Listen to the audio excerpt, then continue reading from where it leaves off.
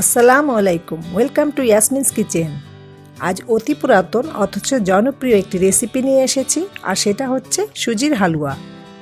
সকালে নাস্তার জন্য সবচেয়ে সহজ একটি ডেজার্ট। তাছাড়া হালুয়ার মধ্যে এটি একটি অন্যতম হালুয়া। সুজির হালুয়া তৈরি করতে আমার যা যা লাগবে তা হচ্ছে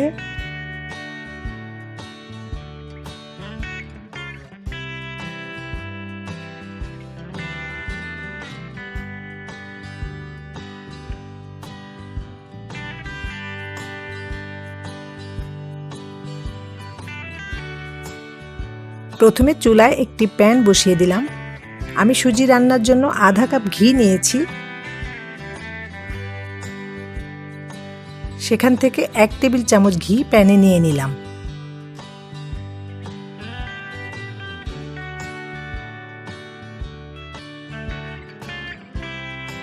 এতে কিছু কুচি করা কাঠবাদাম এবং পেস্তা বাদাম দিয়ে ভেজে নিব। চুলার লো হিটে বাদামগুলো ভাজতে হবে। আমি বাদামগুলো গরম পানিতে 10 মিনিট ভিজিয়ে রেখে তারপর খোসা ছাড়িয়ে কুচি করে নিয়েছি। বাদাম অল্প ভেজে এবার কিশমিশগুলো দিয়ে দিচ্ছি।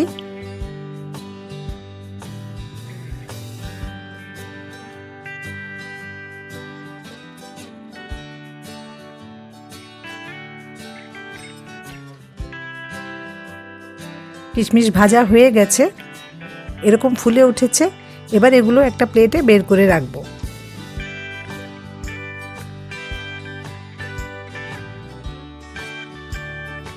এবার বাকি ঘি দিয়ে দিচ্ছি। আপনারা চাইলে তেল এবং ঘি দুটো মিক্স করে দিতে পারেন। দিয়ে দিচ্ছি 1 কাপ সুজি। চুলার জাল মিডিয়ামে রেখে সুজিগুলো সাবধানে ভাজতে হবে। খেয়াল রাখবেন সুজি নিচে যেন পুড়ে না যায়, তাই অনবরত নেড়ে নেড়ে সুজি ভাজতে হবে। সুজি ভাজার উপরেই হালুয়ার টেস্ট অনেকটাই নির্ভর করবে। অ্যাকচুয়ালি সুজির হালুয়ার এক্স্যাক্ট রেশিও হচ্ছে 1 কাপ সুজি, 1 কাপ চিনি এবং 1 কাপ ঘি। এবং এই রেশিওতে হালুয়া তৈরি করলে অসাধারণ টেস্ট হবে, এতেও কোনো সন্দেহ নেই। তবে আমি সবার সুস্বাস্থ্যের কথা চিন্তা করে এখানে আধা কাপ ঘি ইউজ করেছি। আপনারা তেল ঘি মিলিয়ে তৈরি করলেও চেষ্টা করবেন ঘিয়ের পরিমাণটাই বেশি দিতে, তবে হালুয়ার পারফেক্ট টেস্ট পাবেন।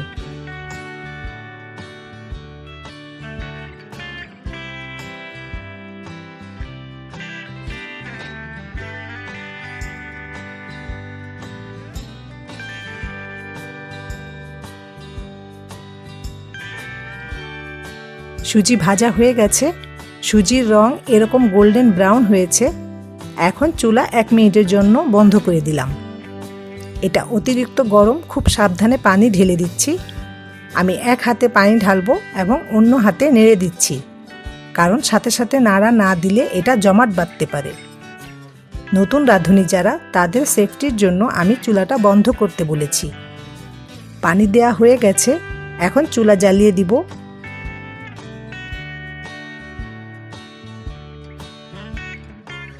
দিয়ে দিচ্ছি 1 কাপ চিনি।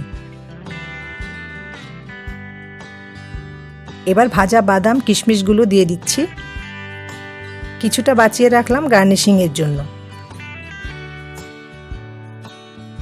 এরপর 2 চা চামচ কেওড়া ওয়াটার দিয়ে দিলাম এবং সবশেষে দিয়ে দিচ্ছি আধা চা চামচ এলাচ গুঁড়ো। সবকিছু নেড়ে মিশিয়ে দিচ্ছি। চুলার জাল মিডিয়ামে রেখে ফুটে ওঠা পর্যন্ত অপেক্ষা করব। হালুয়া ফুটে উঠেছে। বেশি পানি দিয়ে বেশিক্ষণ রান্না করলে হালুয়ার দানাদার ভাবটা নষ্ট হয়ে যায়।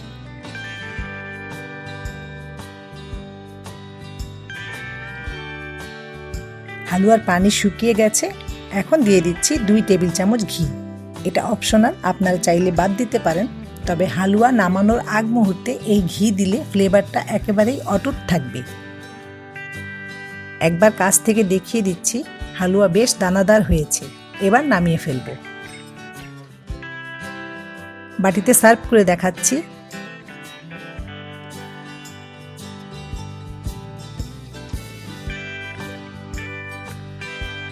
সাজিয়ে দিচ্ছি বাদাম, কিশমিশ এবং 1 চিমটি স্যাফরন দিয়ে।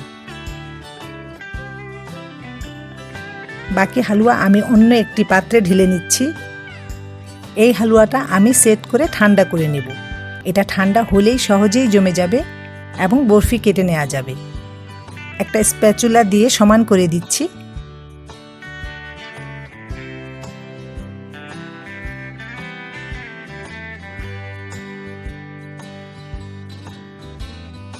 আপাতত একটা ছুরি দিয়ে একটু দাগ কেটে নিচ্ছি বাদাম কিশমিশ সাজাবার জন্য।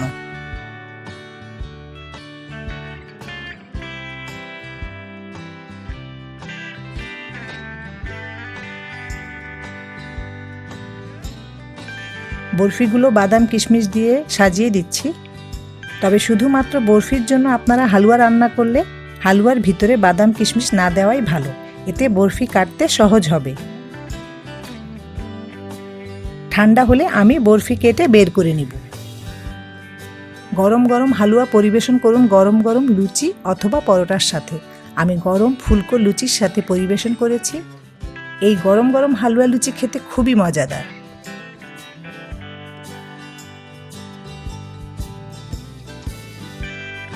এদিকে 2 ঘন্টা পর আমি বরফিগুলো কেটে বের করে নিয়েছি। তৈরি হয়ে গেল সুজির নরম বরফি। আমি 2 ভাবেই সুজির হালুয়া দেখাতে চেষ্টা করেছি। আপনাদের একজনেরও যদি উপকার হয় তবেই আমার সার্থকতা। সকালের নাস্তায় অথবা অতিথি আপ্যায়নে এই হালুয়া সার্ভ করতে পারেন। আশা করি সবাই পছন্দ করবে। আমার রেসিপিগুলো যদি ভালো লাগে তবে আমার চ্যানেলটি সাবস্ক্রাইব করার অনুরোধ রইল।